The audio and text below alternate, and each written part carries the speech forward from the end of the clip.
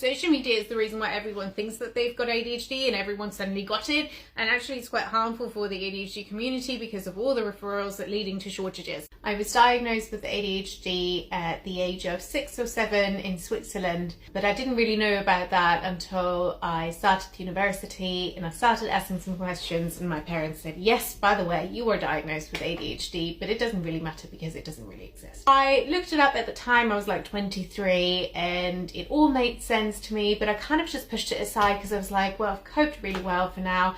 Why would I need a diagnosis? It doesn't really change anything. I'm fine. Kind of disregarded that myself. And then I became a mum. First, I was absolutely overwhelmed with joy and love by this little person. Yes, I was really overwhelmed. I was overstimulated, but I was like, wow, you know, everyone's kind of going through that in the beginning of the mum phase. And you know, there's lots of sleep deprivation. We started lockdown. I was struggling at the time really with perfectionism.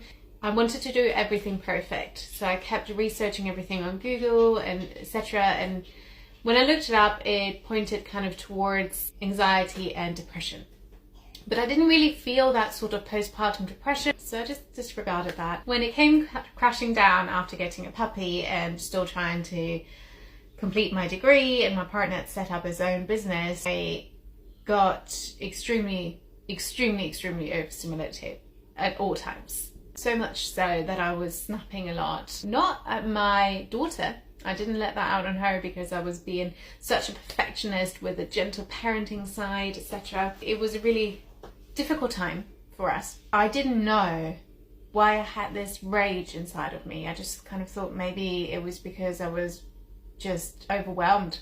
I thought maybe it was just because I had too much on my plate. I really didn't want to constantly nag at my partner and criticize him or shout at our dog, but I did. I just couldn't really help it. There was this rage. I started to really beat myself up about it because it was having a really massive impact on our relationship. And I was like, right, this is going to stop once I finished my degree, you know, puppy's a bit older, it's all going to be fine. And I was also being a perfectionist about dog training because that became my hyper focus at the time. Didn't know that was a thing because I never really looked it up. I then finished my degree and I was like, well, this is great, but those feelings haven't gone away. So I was like, maybe I am actually depressed. I went down the GP route and I got CBT for depression, so cognitive behavioral therapy, and it wasn't doing a thing, nothing. They then kind of referred me on to intensive CBT for kind of more complex cases, at which point I had come across some TikTok videos talking about ADHD. These really resonated with me, and I was like, oh my god, so maybe ADHD impacted me more than I thought. Maybe it's still impacting me now. Maybe I didn't cope fine. Maybe actually the years that I spent in and out of therapy were because I had untreated ADHD. Then I got onto the top of the waiting list for the intensive CBT, and I was like, I've got ADHD. So what we did was we did an intensive CBT 12 sessions sort of thing for anxiety with ADHD, and it absolutely changed my life.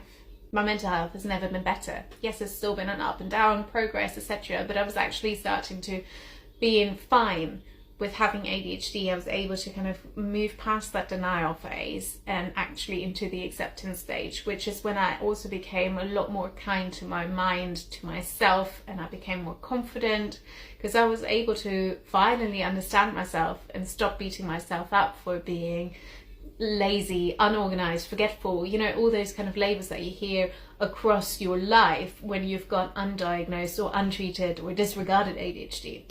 So no, I don't think social media is harming the community. In fact, I just feel like it's more spoken about. There's this awareness now of how ADHD can impact somebody's entire life. It's not just as a child, it's not just that standard hyperactivity, etc. It's so much more.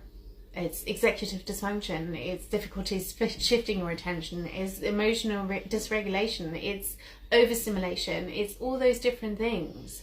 Stopping beating myself up and being okay with myself and starting to instead talk nicely to myself and kind of reparent myself that way alongside therapy has been the best thing I've ever done, and I'll be forever grateful that I found those TikTok videos that have pointed these things out that I was doing and how ADHD was impacting my life, because I don't know where it'd be otherwise, and I don't know where our relationship would be now, which luckily recovered.